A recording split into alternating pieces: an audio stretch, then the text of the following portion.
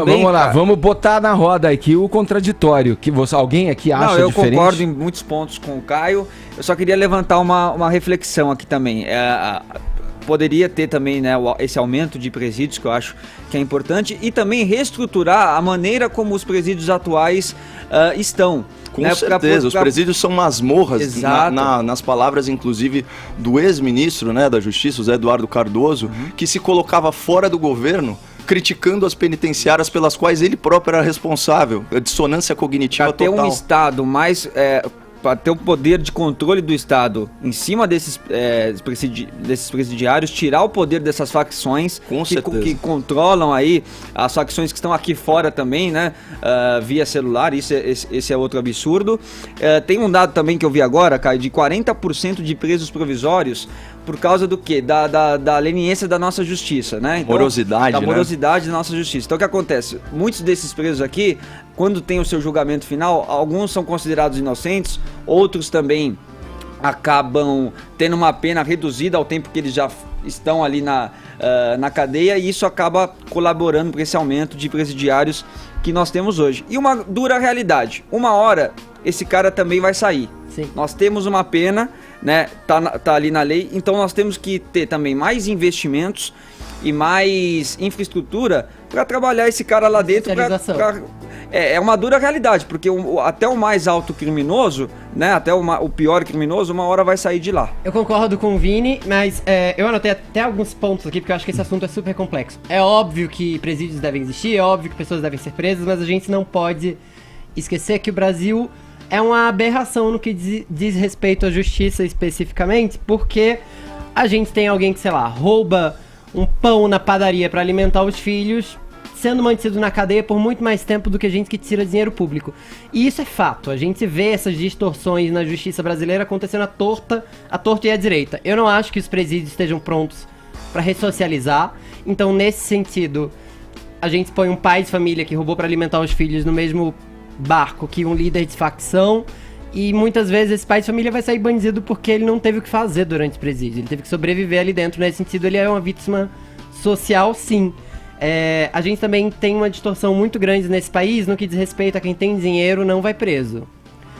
Ontem, por exemplo, o Roberto Requião apresentou um projeto de lei chamado Onyx Lorenzoni, que basicamente diz que quem se arrepende e pede desculpas pode ser perdoado. Claro que isso não significa que a lei vai ser aprovada, que isso vai virar lei, mas isso dá uma boa amostra de como o nosso país leva a sério quem... Isso rola muito nos crimes tributários que você falou, né? Que a sonegação, você pagou, resolve. Especialmente caixa 2. Pai, desculpa aí, então não precisa mais tem gente preso. Então que tá preso que tá falando, então era só pedir desculpa ali? Desculpa. Que tava tudo certo? Pois é.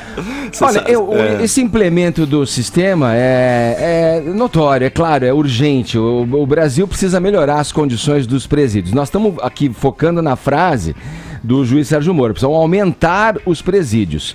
Se pensar em aumentar os presídios, talvez você aumente para conseguir alocar essa superpopulação carcerária que está lá espremida nas celas. Quer dizer, você tem que fazer um implemento no mecanismo que conduz essa pessoa à prisão e que mantém essa pessoa na prisão.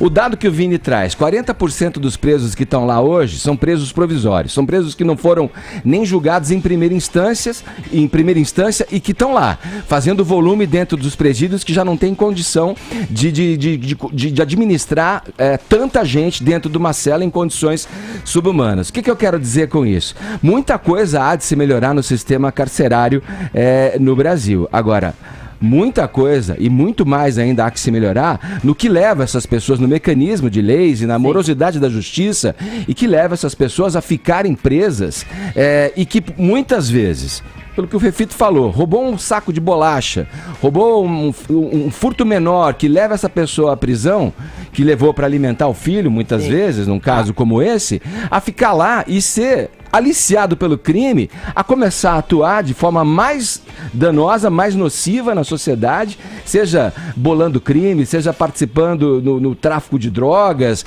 enfim, das formas mais... É por aí que falam que lá, na verdade, é uma escola de criminoso. A prisão, como existe hoje, é, na verdade, uma escola para você ficar bom nesse negócio do furto. Aí tem a outra frase que eu coloquei para vocês, que a gente não avançou muito nela ainda, que é assim,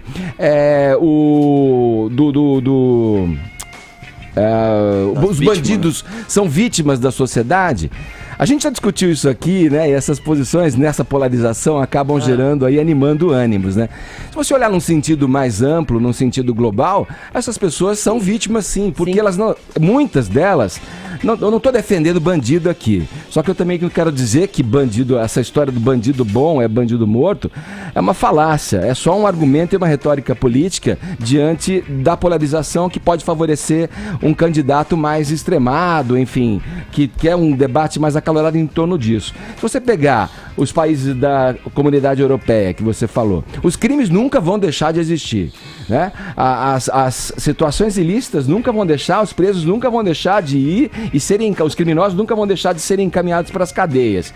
Agora, se você tem uma condição de sociedade em que o Estado garante à sua população o cuidado, a educação, dando oportunidade e incluindo essas pessoas, olha, eu não sei, posso estar totalmente enganado, mas esse número vai reduzir. É natural que a pessoa com condição de igualdade e com condição de entrar no mercado e poder levar a sua vida dentro das leis, ela não vai optar a se arriscar a entrar na ilicitude. Essa é minha modesta opinião. Eu tenho um ponto aqui, só fazendo aí só uma correção, porque a gente tem que tomar muito cuidado, assim, eu acho que as cadeias elas não estão lotadas de ladrão de bolacha, até porque o estado de necessidade é excludente de ilicitude. Mas a gente fala muito... Tem ladrão de bolacha, também, mas isso, eu garanto pra você que isso é exceção. A minha frase sobre a seleção brasileira do crime, só a seleção brasileira do crime tá nas cadeias, é verdade. E assim, eu vejo a narrativa predominante, a gente sempre bate muito na tecla da ressocialização, mas a função da prisão, ou seja, por que a gente delega o monopólio da força para o Estado, né? É o seguinte, a prevenção, você afasta o criminoso, afinal, a melhor medida para comportamento futuro é comportamento passado, você tem a questão da punição, o cara cometeu um ato ilícito, ele tem que ser punido, e tem uma função muito importante antes da ressocialização, que é a retribuição, porque as famílias das vítimas, e muitas vezes as próprias vítimas, elas têm que ter uma satisfação social, né, para abrir mão do direito dela de autotutela e fazer justiça. Caio, que você bota esse cara que roubou bolacha ou vendeu uma trouxinha de maconha e tá preso por isso, com um cara que matou 20. Ah, não, mas isso, um cara que é ponto pacífico. Um cara que traficou toneladas de cocaína. Falando de novo, eu volto a falar numa coisa, Caio, que é pensar na origem do problema, é olhar para o passado, assim. Eu penso por aí. Se a gente entende de onde essas pessoas vêm e como elas foram criadas e o que faltou a elas para que elas ingressassem numa vida de crime pesado ou não, a gente entende como se previne na frente. A gente tem que dar condições de igualdade. Mas então, sobre o bandido como vítima social, eu separo a discussão em 2 pontos e eu vou só falar a teoria política por trás disso, né? Porque isso é uma narrativa política, e depois fazer só uma provocação aqui para vocês com base nesse exemplo que vocês deram.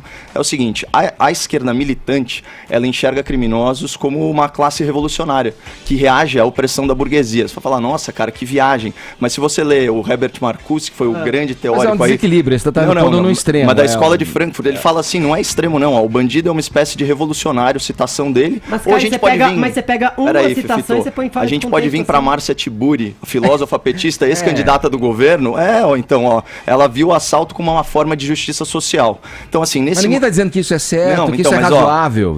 Mas é porque tá por trás disso, eu já vou chegar no meu ponto. Nesse maniqueísmo de luta de classe, o criminoso, ele é uma consequência social de um sistema de opressão, né?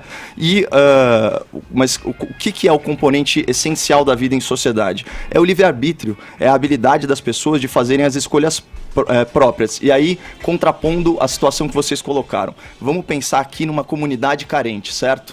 Então, um sistema em que a maioria esmagadora das pessoas é honesta e trabalhadora. Eles são submetidos, Fefito, às mesmas condições de opressão, certo?